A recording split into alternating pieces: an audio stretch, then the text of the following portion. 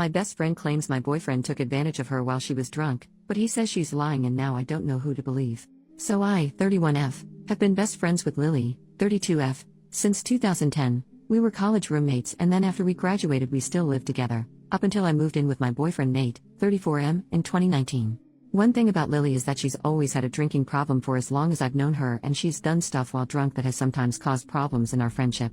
She tries to stay sober, but every few years something will happen to make her start drinking again, which is what happened earlier this summer.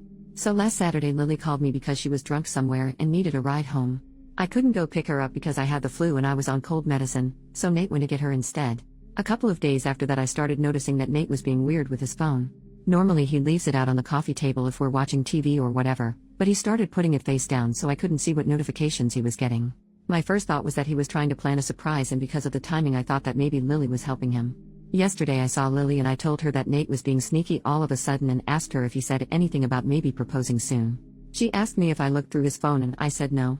Lily started crying and told me that she and Nate hooked up in his car the night that he came to pick her up. Her excuse was that she was really drunk and didn't fully know what she was doing. She said she'd been texting him since, telling him that he needed to tell me what happened or else she was going to. I asked Lily to show me the texts, but they were all in Signal, which deletes messages after a day, so all I could see was that she and Nate had a chat thread but nothing that they said. I told her to text Nate in front of me so I could see what he said, and she did, but we got no read receipt and so no response at all, so it didn't prove anything. I asked Lily if she was sure she wasn't so drunk that she maybe imagined it or thought a dream was real, and she absolutely lost her cool on me and said that she knows that she's horrible when she drinks but that she's not freaking delusional and she doesn't make crap up. She said that I could believe her or not and it's my choice, but she was telling me the truth. I said I needed to go home and talk to Nate. So when I got home I confronted Nate with what Lily had said, and he acted shocked and denied that anything like that had happened at all and said he didn't know why she'd think so or say so. He said that he had just given Lily a ride home and the only thing that happened was that they talked about how he and I had been together for a long time and how we should get married already. He admitted they were talking on Signal the next couple of days, but he said that it was about exactly what I thought, that he was asking her about engagement rings and what kind of proposal I would want. Nate replied to Lily's message from before asking her if she made up a story about them hooking up to not ruin the surprise about his proposal, and she texted him back that there was no proposal and to stop playing dumb. So then Nate called her pretending like I wasn't in the room and told her that she needed to stop whatever she was trying to do because we were on the verge of breaking up and he'd rather just have the surprise be ruined, but Lily just kept telling Nate to stop lying until he got angry and hung up on her. I really didn't know what to think and I still don't.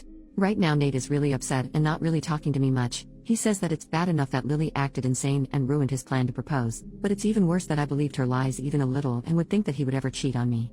Lily texted me saying she was sorry, but otherwise I haven't talked to her either. I don't want to think that Nate would cheat on me or that he'd take advantage of Lily if she was that drunk, but I feel like I can't be 100% sure because I've known Lily for 13 years and I also just can't believe that she'd lie to me about something this important. And I know that she does have a drinking problem, so I can believe that she'd sleep with my boyfriend if she was drunk out of her head. She's done some pretty awful things in the past when she's been drunk. I don't want to wrongly accuse Nate of something he didn't do, but I don't want to be an idiot. Edit. I'm not sure what I expected coming here, but I think what I initially wanted was just a sounding board for who sounded more believable. But someone gave me the tip that you actually can recover messages from Signal, so when I have a chance later tonight, I'm going to try to do that to see if I can get some actual proof of what happened. But so far I haven't talked to anyone else about this though. I really just don't want to spread around what did or didn't happen to the rest of my friends or family without actually knowing for sure. Relevant comments. What else has Lily done to you while drunk? OP, so in the past when she's been drunk, Lily's blacked out and started fights with me or other people. She'll say really out of line insulting things. She's kicked people out of our apartment because she didn't remember inviting them in. She's accused me of stealing clothes from her because I was wearing an outfit that looked like something that she also owned, that kind of thing. She's never hooked up with anyone that I was dating, but she's definitely hooked up with guys that she knew I was interested in. Commenter number 2. Who has the greater motivation to lie here, Nate or Lily? Lily did have a big problem with Nate when we first got together, and she was really upset when I moved out of our apartment to move in with him. I could see her still being angry about it or still not liking him but just not saying anything. From what Nate said, they weren't making the plans on Saturday, but Lily brought up that it's been 7 years and asked why we're not married yet, and then the day after he asked her about rings. Commenter number 3. What is her reason for not liking him?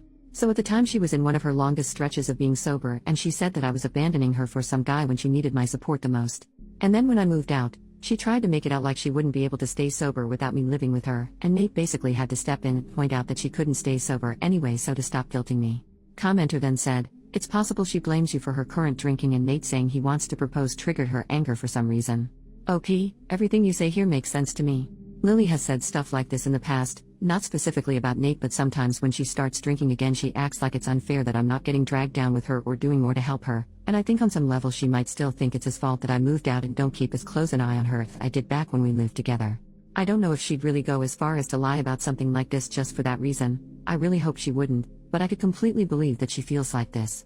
Update, 2 days later. So on Thursday night, after I got everyone's advice, I told Nate that I had found out a way to recover deleted messages from Signal. He immediately took out his phone and opened the app and asked me to show him how to do it, so I already thought that must mean he was telling me the truth because he didn't panic or hesitate at all. Which was good, because when I tried to download Signal on my old phone, it turned out that it's too old to support the current version of the app, so it wouldn't work. Nate then asked me if we were going to have to go out and buy a new phone for me to believe that he was telling me the truth, and he said that he was willing to do it if that's what it would take. I told Nate it wasn't that I didn't believe him, I just wanted to have some proof because I just couldn't understand why Lily would lie about it. Nate said that she would lie about it because she's a freaking crazy drunk bitch and there's literally no way for a non-crazy person to understand why she would do anything, and once the messages proved that he didn't ever want me talking to her again. Then he said to get up because if we were going to go to the Verizon store we had to get there before it closed. By then I completely believed Nate anyway, so I told him we didn't have to go anywhere or get a new phone and that I believed him, and I knew he didn't cheat on me and that he would never do that. Nate said that he would hope I know that and that he didn't understand why I didn't take his word for it in the first place.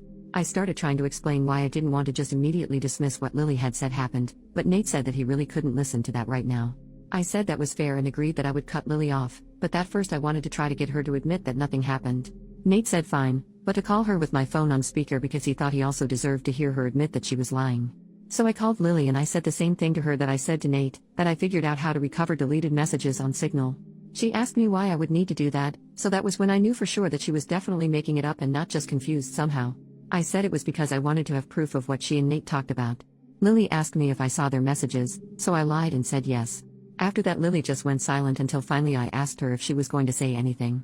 Then she asked me if that meant that we were engaged now. So then I really just lost it on her and screamed at her, asking her if she was serious and what the hell was wrong with her, and how could that possibly be all that she had to say. Lily started screaming back, telling me to calm down and about how obviously I never believed her anyway because it's not like we broke up over it. I was crying by that point and because of that I couldn't really say anything else, so then Nate told Lily to go screw herself and to never ever contact either one of us ever again and hung up on her. A minute later Lily sent me a completely unhinged text that I'm quoting here verbatim. "Courtney, you are supposed to be my friend for life. You are supposed to be there for me. You are supposed to be my person. But then you meet Nate and now you only care about Nate. Everything is about Nate. Tell me why Nate comes to pick me up when I call you? I called you, not your precious Nate. I only want you to see how messed up this is, but do you? No, of course you don't. Of course you choose Nate over me like you always do and like you always will. You pretend to care about me, but I can see you don't care. It is pathetic, Courtney. You are a pathetic woman who would choose a man over a friend. But since you can't say it yourself, I will. Since you have to have your sweet perfect little baby Nate do it for you, I will. Goodbye, Courtney. Is that what you want? Goodbye forever. I hope you freaking got what you freaking want." There were the 3 dots after that showing she was still typing more, but I blocked her before she sent it. I don't care about anything else that she has to say. I'm sure it's all just going to be more bull crap about why this is my fault or justifications about why what she did wasn't that bad and I should forgive her.